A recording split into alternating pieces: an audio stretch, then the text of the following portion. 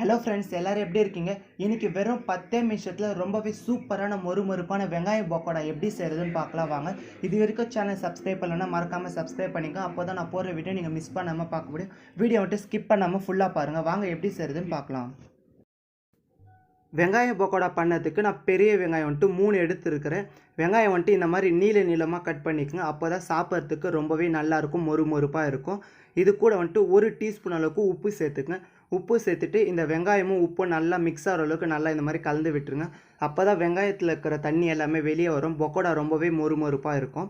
1 teaspoon அளவுக்கு மிளகாய்த்தூள் சேர்த்துக்கலாம். 1 டீஸ்பூன் சோம்பு, 1 டீஸ்பூன் இஞ்சி பூண்டு பேஸ்ட்டு, அரை கைப்பிடி அளவு கருவேப்பிலை சேர்த்துக்கலாம். அரை டீஸ்பூன் சோடா மாவு சேர்த்துக்கலாம். இது எல்லாமே சேர்த்து நல்லா கலந்து விட்டுக்கலாம். உங்களுக்கு காரம் இன்னும் கொஞ்சம் எக்ஸ்ட்ரா வேணும்னா இன்னும் 1 டீஸ்பூன் அளவுக்கு நீங்கள் மிளகாய்த்தூள் சேர்த்து நல்லா கலந்து விட்டுடலாம்.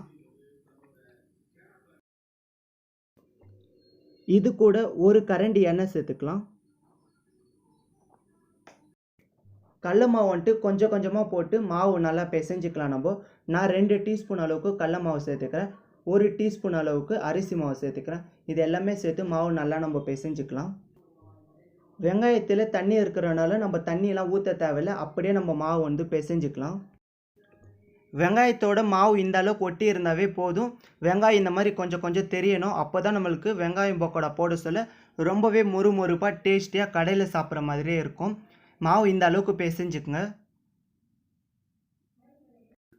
எண்ணெய் வந்து நல்லா காஞ்சிட்ட அப்புறமா லோ ஃப்ளேமுக்கு மாற்றிக்கின்னு மாவு எடுத்து பக்கோடா இந்த மாதிரி தனித்தனியாக நம்ம போட்டுக்கலாம். இந்த மாதிரி போட்டால் தான் நம்மளுக்கு ரொம்பவே மொறுமொறுப்பாக கடையில் சாப்பிட்ற அதே டேஸ்ட்டில் கிடைக்கும். நீங்கள் ஒன்றோடு ஒன்று ஒட்டுற மாதிரி போட்டிங்கன்னா நம்மளுக்கு போண்டா மாதிரி வந்துடும். சாப்பிட்றதுக்கு அந்த அளவுக்கு நல்லா இருக்காது. இப்போ நான் போகிற மாதிரி நீங்கள் போட்டுக்குங்க. இது இப்போ நல்லா வேகட்டும். வேக சொல்லி நம்ம இந்த மாதிரி கொஞ்சம் கொஞ்சமாக திருப்பி விட்டுக்கலாம். இது எல்லாமே ஓரளவுக்கு ப்ரௌன் கலர் வந்துட்ட அப்புறமா நம்ம அடுப்புலேருந்து எடுத்து வேறு பிளேட்டுக்கு மாற்றிக்கலாம். இப்போ பார்த்தீங்கன்னா ரொம்பவே சூப்பரான மொறுமொறுப்பான பக்கோடா வந்துட்டு ரெடி ஆகிடுச்சு. இது வேறு பிளேட்க்கு இப்போ நம்ம மாற்றிக்கலாம். இப்போ பார்த்தீங்கன்னா உங்களுக்கே தெரியும் எந்த அளவுக்கு ரொம்பவே மொறுமொறுப்பாக இருக்குன்னு பாருங்கள். இப்போது கொஞ்சமாக இதே எண்ணெயில் கருவேப்பிலை போட்டு பொரிச்சு எடுத்து மேலே போட்டுக்கலாம். நம்மளோட சூப்பரான வெங்காய பக்கோடா வந்துட்டு ரெடி ஃப்ரெண்ட்ஸ். எல்லாருமே வெங்காய பக்கோடா வந்துட்டு இந்த மாதிரி வீட்டில் ட்ரை பண்ணி பாருங்கள். எல்லாருக்குமே ரொம்ப பிடிக்கும். ரொம்பவே டேஸ்டியாக ரொம்பவே மொறுமொறுப்பாக இருக்கும். எல்லாருமே மறக்காமல் ட்ரை பண்ணி பாருங்கள். பார்த்துட்டு மறக்காமல் கீழே வந்துட்டு கமெண்ட் பண்ணுங்கள். இந்த வீடியோ உங்களுக்கு பிடிச்சிருக்கோன்னு நினைக்கிறேன். பிடிச்சவங்க எல்லாருமே வீடியோக்கு ஒரு லைக் பண்ணிக்கோங்க. சேனல் வந்துட்டு மறக்காமல் சப்ஸ்கிரைப் பண்ணுங்க. அப்போ தான் நான் போகிற வீடியோ நீங்கள் மிஸ் பண்ணாமல் பார்க்க முடியும். இது வரைக்கும் நம்ம பழைய வீடியோலாம் நீங்கள் பார்க்கலன்னா போய் மறக்காமல் செக் பண்ணி பாருங்கள். ஓகே ஃப்ரெண்ட்ஸ், நம்ம நெக்ஸ்ட் வீடியோவில் பார்க்கலாம்.